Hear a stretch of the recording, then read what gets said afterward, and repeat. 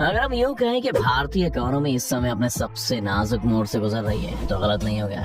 2 साल पहले कोरोना महामारी ने सिर्फ इंसानों को ही नहीं बल्कि देश की आर्थिक सेहत को भी बीमार बना दिया था। 2021 के आखिरी महीनों में हालत सुधर ही रहे थे कि फरवरी 2022 में यूक्रेन युद्ध ने कोड़ में खांच का काम किया।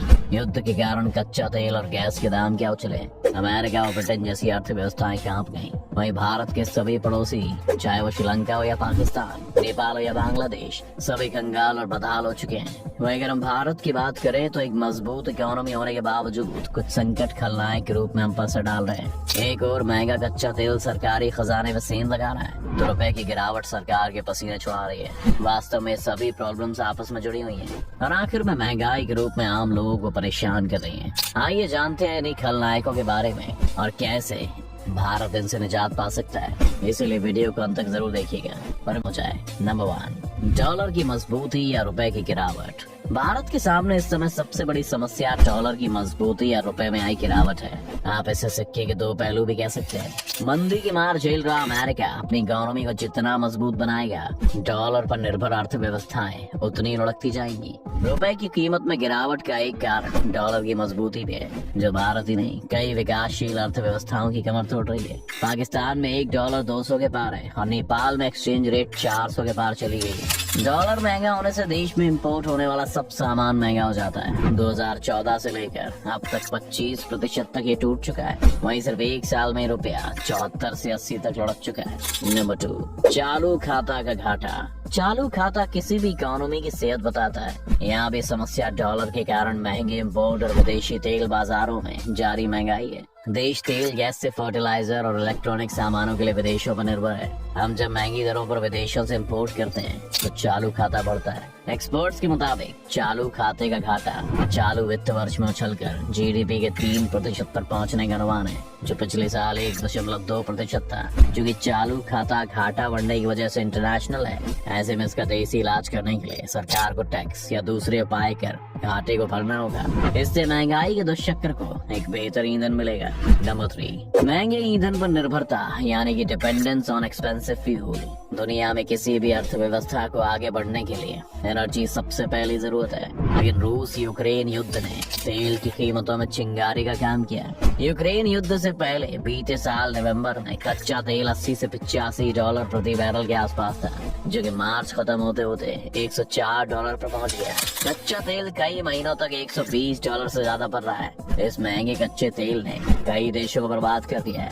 वही करेंसी की कमजोरी से तेल की कीमतें भारत को ज्यादा झुलसा रही हैं। नंबर 4, विदेशी मुद्रा भंडार में कमी। जैसा कि हमने पहले बताया, देश की समस्याएं आपस में गुथी हुई हैं। महंगे इंपोर्ट और डॉलर में मजबूती के चलते देश का विदेशी मुद्रा भंडार लगातार सिकुड़ता जा रहा है। देश के पास करीब 11 महीनों के इंपोर्ट के लिए अभी भी इनफ मुद्रा भंडार है, लेकिन डॉलर की बढ़ती मांग लगातार इस पर दबाव बना रही है।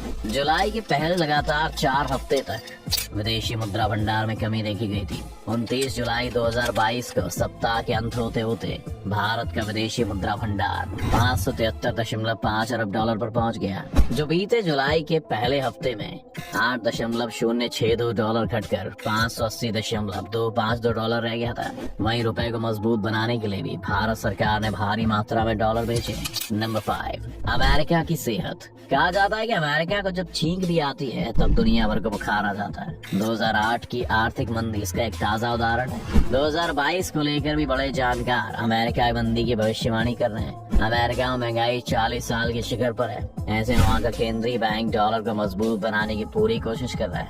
इसके लिए ब्याज दरें भी बढ़ रही हैं, लेकिन इससे अमेरिका तो मजबूत हो रहा है, लेकिन विकासशील देशों के पसीने छूट रहे हैं। सिर्फ 2022 में ही विदेशी निवेशकों यानी FII ने भारत से 2.3 लाख करोड़ के शेयर बेचकर अपना पैसा यानी डॉलर अमेरिका वापस ले गए।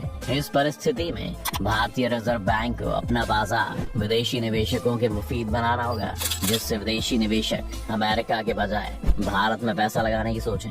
नंबर 6, आय और धन में भारी असमानताएं यानी कि vast inequalities in income and wealth. Bharat में न सिर्फ प्रति व्यक्ति आय यानी कि पर कैपिटा इनकम कम है, बल्कि भारतीय अर्थव्यवस्था भी आय और धन के डिस्ट्रीब्यूशन में भारी असमानताओं से भरी हुई है।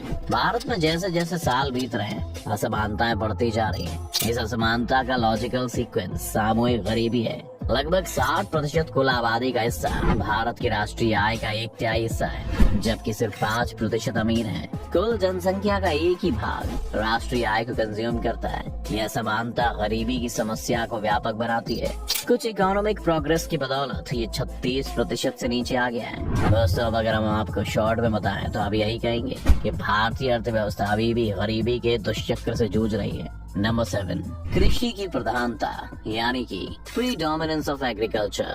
कम डेवलप्ड देश मुख्य रूप से एग्रीकल्चर या एक्सट्रैक्टिव इंडस्ट्री जैसे खनन, मत्स्य पालन और जंगलों पर डिपेंड रहते हैं। National income and occupational pattern के रीजन स्ट्रक्चर के पॉइंट ऑफ व्यू से खेती की प्रधानता की बातें की गई हैं। हमारे सकल घरेलू उत्पाद का काफी बड़ा हिस्सा एग्रीकल्चरल सेक्टर या सो कॉल्ड प्राइमरी सेक्टर से आया है। हालांकि 2007-8 में सकल घरेलू उत्पाद में इस क्षेत्र का कंट्रीब्यूशन घटकर 19.4% रह गया है।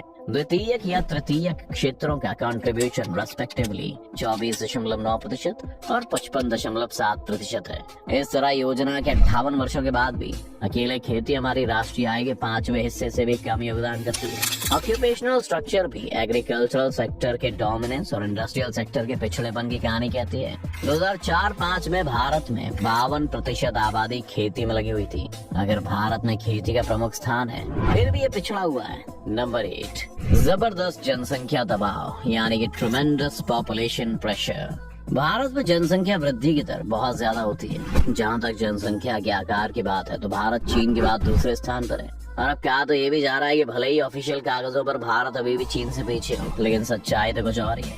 हाई बर्थ रेट और लो डेथ रेट के साथ मिलकर भारत में जनसंख्या विस्फोट का वास्तविक कारण है। 20वीं शताब्दी में भारत की जनसंख्या में 5% की वृद्धि हुई है। नंबर 9, व्यापक बेरोजगारी यानी कि वाइड स्प्रेड अनएम्प्लॉयमेंट। भारत में न सिर्फ नेचुरल रिसोर्सेज का कम इस्तेमाल किया जाता है, बल्कि मैन पावर रिसोर्सेज भी बड़े पैमाने पर बर्बाद होता है।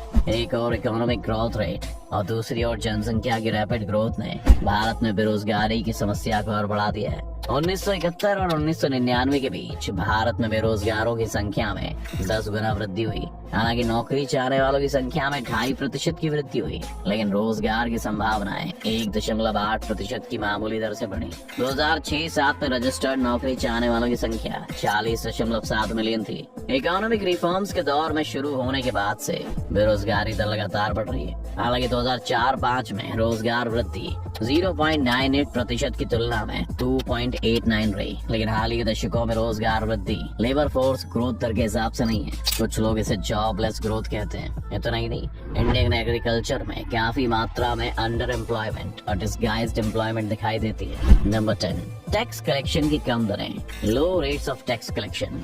द इकोनॉमिस्ट का दावा है कि भारत पूरी दुनिया में सबसे कम टैक्स टू जीडीपी रेशियो में से एक है। भारत के सकल घरेलू उत्पाद का सिर्फ 12% टैक्स रेवेन्यू से बना है। ये कम टैक्स कलेक्शन रेट करप्शन, कर चोरी और कॉम्प्लेक्स टैक्स लॉस का परिणाम है। 2017 में नरेंद्र मोदी ने सामान्य बिक्री कर यानी कि जीएसटी पेश किया, जिसमें प्रोडक्शन के डिफरेंट स्टेजेस में लगाए गए कई कर दरों के बजाय एकल कर दर है। ये रेवेन्यू कलेक्शन दरों को बढ़ाने और कठिनाइयों को कम करने की कोशिश में किया गया था।